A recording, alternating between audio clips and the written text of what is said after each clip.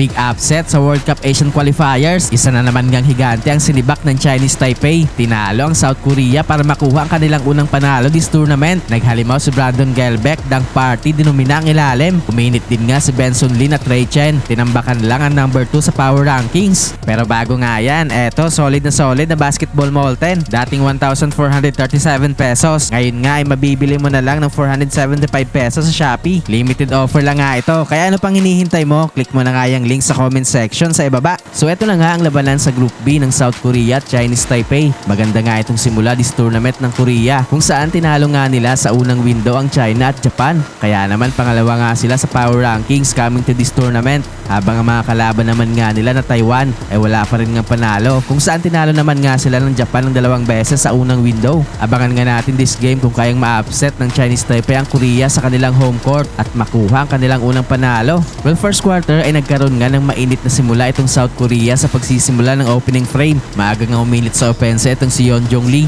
kung saan nagkaroon nga sila ng 7-0 start. Pero entering the halfway mark nga ay unti-unti nang nakukuha ng Chinese Taipei ang kanilang rhythm offensively. To make over nga sa kanilang opensa itong si Benson Lin na naging agresibo sa pag-atake sa basket. Nagkaroon pa ng 200 dunk sa ilalim ang kanilang import na si Brandon Gelbeck. Simula nga dyan ay lumipat na sa Taiwan ang momentum. Step up na din nga sa late minutes itong si Ray Chen at Samuel Mano, kung saan bigla nga nag-cooldown sa opensa ang Korea. Kaya naman magtatapos nga ang first quarter na lamang ng 3 puntos ang Taiwan, 21-18. Second quarter ay tumuloy-tuloy nga ang momentum ng Chinese Taipei. Napapasok na nga nila dito ang kanilang mga tira sa labas at patuloy din nga ang pag-ambag ni Samuel Mano. Umiinit na din nga offensively ito si Justin Lu, kung saan umabot na nga sa 8 points ang kanilang biggest lead this quarter. Binubuhay naman nga ni Yeonjong Lee itong opensa ng Korea para pigilan ang paglayo ng Chinese Taipei. Naidikit nga ulit ng South Korea ang score sa 3-minute mark matapos ang sunod-sunod na basket ni Yeonjong Lee. Pero after nga niyan ay barangkada nga ulit ang opensa ng Chinese Taipei, kung saan take over na nga dyan itong si Ray Chen.